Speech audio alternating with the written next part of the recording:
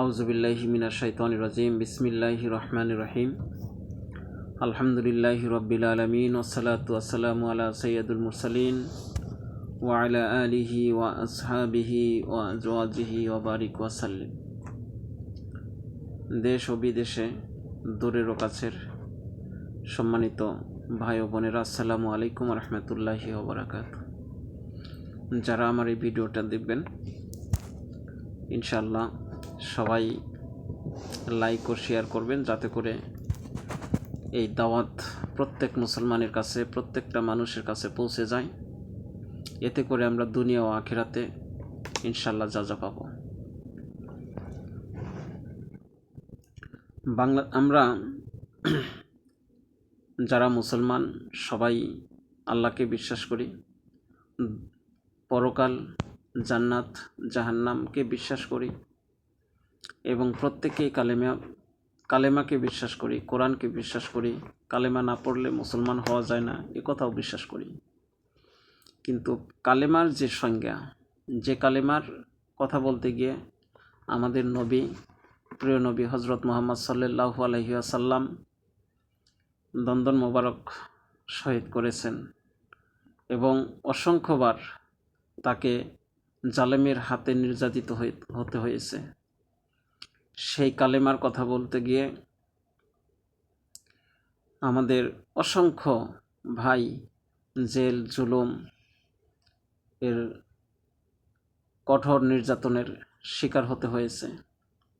তাহলে আমরা একটা গানের ভিতরে আমাদের এক ভাই একটা গান, ইসলামী সঙ্গীত বলেছিলেন, যে কালেমা আমরা বলি, যে কালেমার কারণে রাসূল করিম সাল্লাল্লাহু আলাইহি সাল্লামের দন্দন মোবারক শহীদ হয়েছে, যে কালেমা দাওয়াত দিতে গিয়ে অসংখ্য ভাই শাহাদত বরণ করেছেন, অসংখ্য ভাই ফাঁসির কাষ্ট, তাকে বরণ করতে হয়েছে। আবার সেই কালেমা পড়েই আবার অনেক আছেন হালুয়া রুটি খান এবং তারা মানুষদের কাছে হাদিয়াও নিয়ে থাকেন। তাহলে কালেমার মধ্যে অনেকটুকু বোঝার আমাদের ভুল রয়েছে। কালেমা মূলত কি?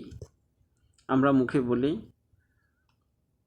লা ইলাহা ইল্লাল্লাহু মুহাম্মাদুর রাসূলুল্লাহ, লা ইলাহা ইল্লাল্লাহু মুহাম্মাদুর রাসূলুল্লাহ, শুধু আমরা এতটুকু মুখে বললাম। কিন্তু এর অর্থ কি? তো আল্লাহ ছাড়া কোনো মাবুদ নাই, আল্লাহ ছাড়া কোনো উপাস্য নাই, আল্লাহ ছাড়া কোনো রিজিক দাতা নাই, আল্লাহ ছাড়া কোনো বিধান দাতা নাই, আল্লাহ ছাড়া কোনো মাবুদ নাই। তাহলে আল্লাহই হচ্ছেন আমাদের একমাত্র মালিক। আল্লাহই আমাদেরকে রিজিক দেন, আমরা বিশ্বাস করি। আল্লাহই আমাদের হায়াতের মালিক, মৌতের মালিক। আমরা এটা যদি বিশ্বাস করি, তাহলে আমাদেরকে এও বিশ্বাস করতে হবে, দুনিয়া শান্তি ও আখিরাতে মুক্তি পেতে হলে জীবনের সর্বক্ষেত্র আল্লাহ তাআলাকে একমাত্র ইলাহ, অর্থাৎ হুকুম কর্তা ও রাসূল সাল্লাল্লাহু আলাইহি ওয়াসাল্লামকে একমাত্র আদর্শ নেতা হিসাবে মেনে নিতে হবে। আমরা এখানে যদি একটুখানি ভুল করি, অর্থাৎ হুকুমদাতার মালিককে কোনো দলের নেতা নয়, হুকুম দিয়েছেন একমাত্র আল্লাহ।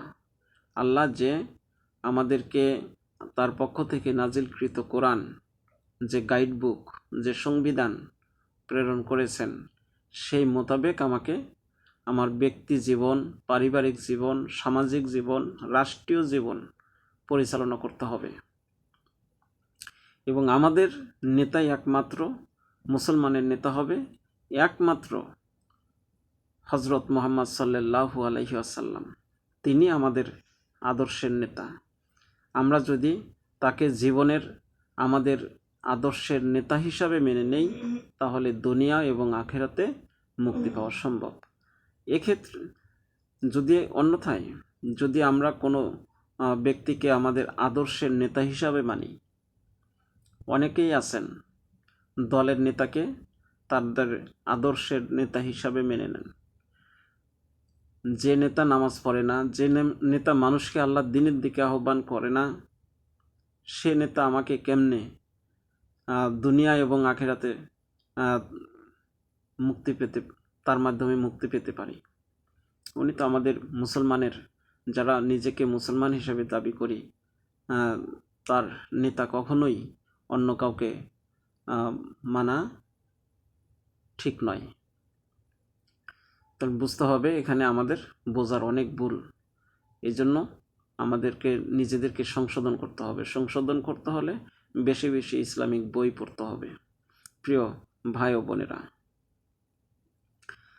আপনি যদি সত্যি তা মেনে নিয়ে থাকেন, তাহলে আপনার বাস্তব জীবন থেকে ইসলামের বিপরীত চিন্তা, কাজ ও অভ্যাস দূর করুন এবং আল্লাহ তাআলা ও তার রাসূল সাল্লাল্লাহু আলাইহি সাল্লামের বিরুদ্ধে কারো আনুগত্য না করার সিদ্ধান্ত নিন।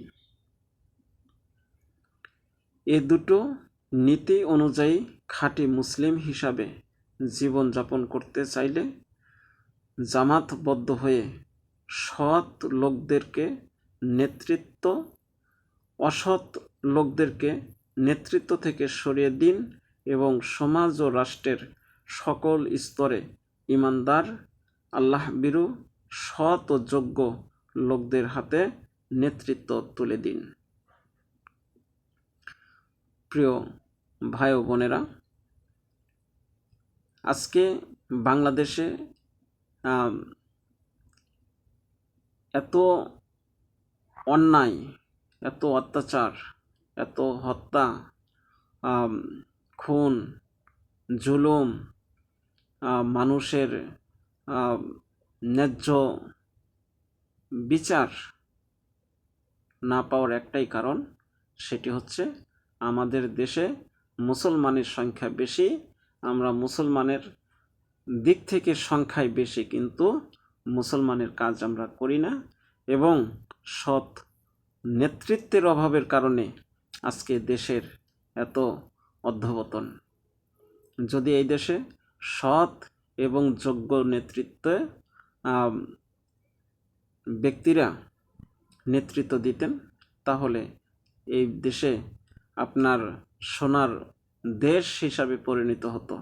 যে সময় আল্লাহ রাসূলের যুগে হযরত আবু বকর রাদিয়াল্লাহু আনহুর সময় মানুষের দ্বারে দ্বারে গিয়ে আপনার সাহায্য দেওয়ার জন্য যাওয়া হতো, কিন্তু কাউকে সাহায্য দেওয়ার মতন ব্যক্তি খুঁজে পাওয়া যায়নি। জাকাতের টাকা দেওয়ার জন্য আপনার অসংখ্য দূর পর্যন্ত ছুটে যেতেন, কিন্তু আপনার জাকাত নেওয়ার মতন কোনো ব্যক্তি খুঁজে পাওয়া যেত না। আদর্শিক নেতার কাজ হলো, যিনি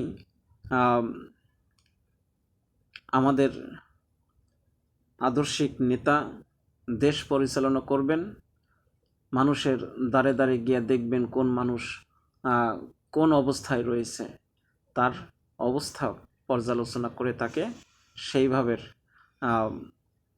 আগায় নিয়ে আসা হবে।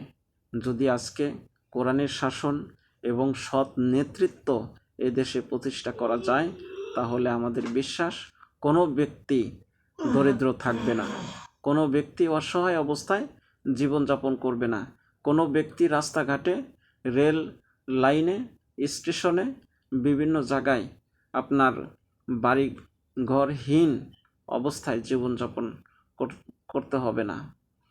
আসুন সবাইকে বাংলাদেশ জামাত ইসলামের দিকে আহ্বান করছি, দাওয়াত দিচ্ছি। আসুন আমরা বাংলাদেশ জামাত ইসলাম সম্পর্কে আরও ভালো করে বুঝি, জানি এবং আগামী নির্বাচনে আমরা একজন সৎ, যোগ্য, খোদাভীরু ব্যক্তিকে আমরা সরকার প্রধান হিসাবে গড়ে তুলি, সিদ্ধান্ত নেই। তাহলে ইনশাল্লাহ এই দেশে আবার শান্তি ফিরে আসবে এই আশাবাদ ব্যক্ত করছি। আল্লাহ হাফেজ। বাংলাদেশ জামাত ইসলাম। আসসালামু আলাইকুম ওয়া রাহমাতুল্লাহ।